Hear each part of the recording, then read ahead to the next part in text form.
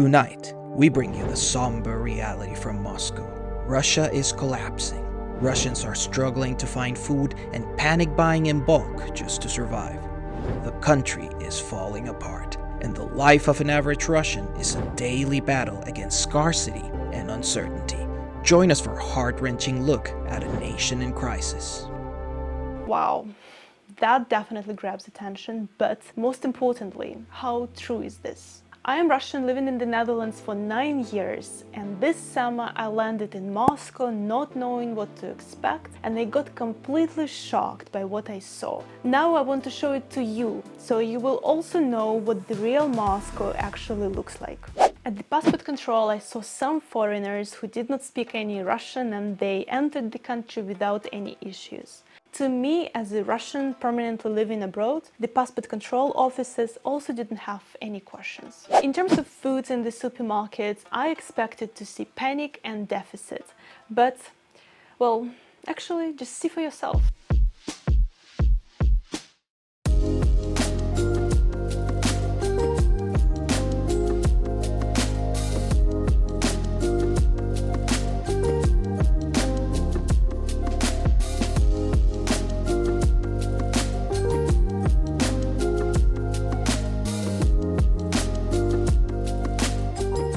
To me, it looks like abundance of different foods. Look at these cakes. Amazing, right? Having a sweet tooth, I miss having such a variety in the Netherlands. When it comes to shopping, many brands left Russia. Some brands are still here, and it was funny to me that they're spelled in Cyrillic. Maybe it's always been like this, but I've only noticed it now. What does it mean exactly for an average Russian? Russia has an ample of resources to compensate for the exit of foreign companies. For example, there used to be a supermarket chain owned by a Western business. Instead of these supermarkets, we now have our own supermarket chain, which is even cheaper. So in some cases, the exit of foreign companies actually even benefited the general public. In terms of the workforce, of course it shows. People either moved abroad or got unemployed, but they were typically fairly quickly hired back by newly established local companies. Of course, there are exceptions, and of course, there are still unemployed people in Russia. A lot of unknown brands to the Western world got established, and a lot of Chinese brands got imported. So if in the Netherlands, MediaMarkt promotes iPhone, Google, Samsung phones, in Russia, some other unknown brands got featured. So there is no panic at all, and it feels like the approach is, if this company or this brand decides to leave, it's all fine, because we will either create a substitute or find it in available to us markets. Did Moscow become more expensive?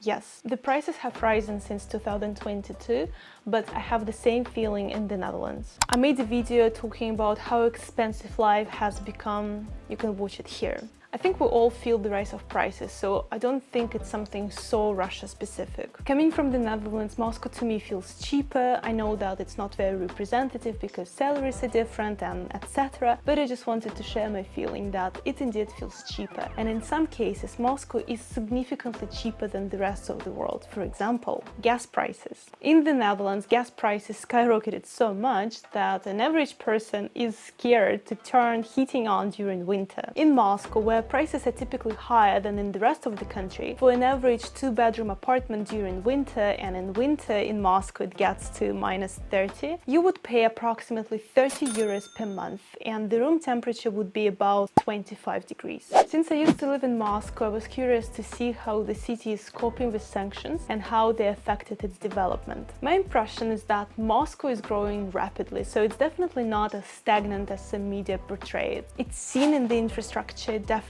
improved. Let's zoom in at the Moscow metro. It's expanding, new lines have been built, and now it even extends to the suburban area. To be honest with you, it scares me a little how gigantic Moscow is becoming, but I also notice attempts to decentralize the power and move some key companies to other cities, for example, Krasnoyarsk, Novosibirsk or St. Petersburg. Now we have electric buses everywhere around the city.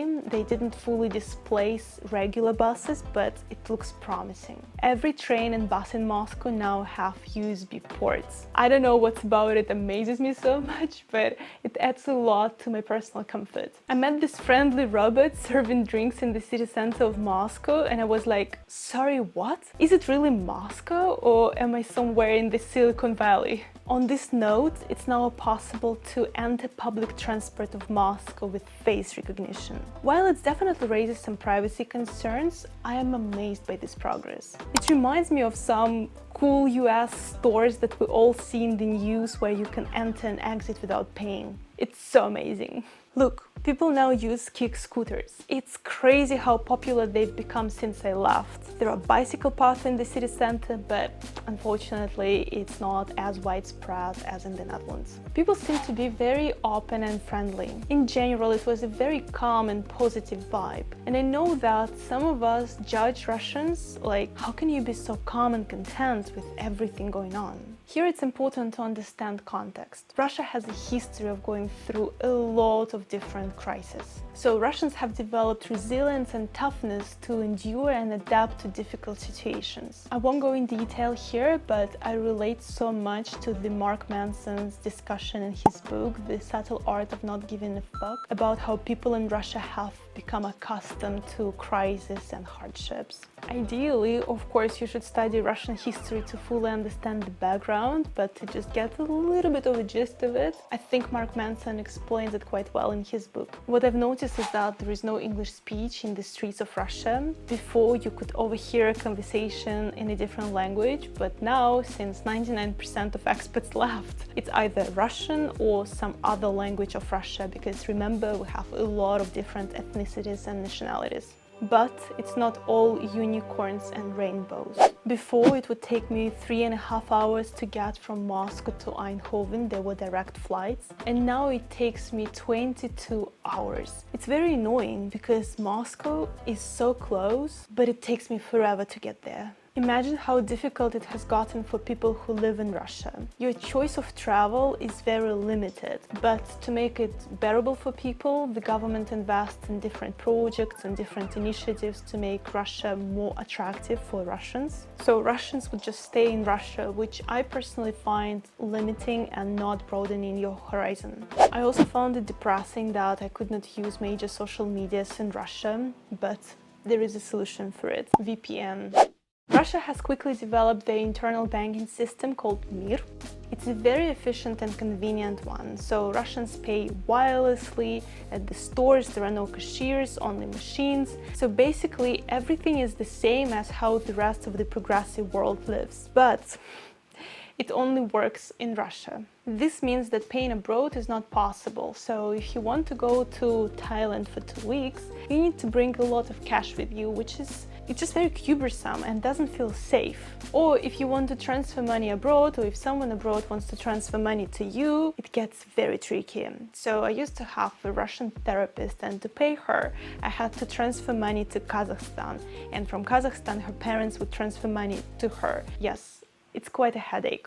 All these points make Russia isolated from the rest of the world. Yes, you can still travel, but it's gotten so expensive that not everyone can afford it. And it also takes forever, so not everyone is willing to or is capable of enduring such a long journey. This video is by no means a comprehensive review of the country, because first, I've only been to Moscow.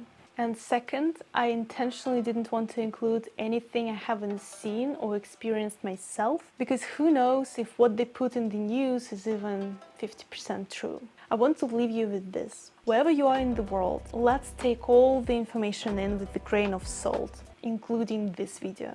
Not everything we see in the news is true, so let's not be dumb sheeps.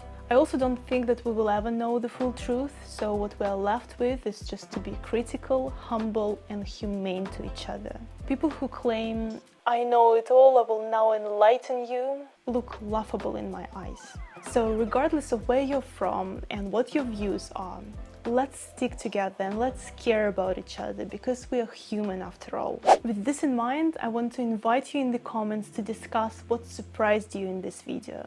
Did you expect to see what I showed you? How did it make you feel? But let's remember to express our opinions and views respectfully. So thank you for watching, and I will see you either in the comments or on my Instagram. Bye for now.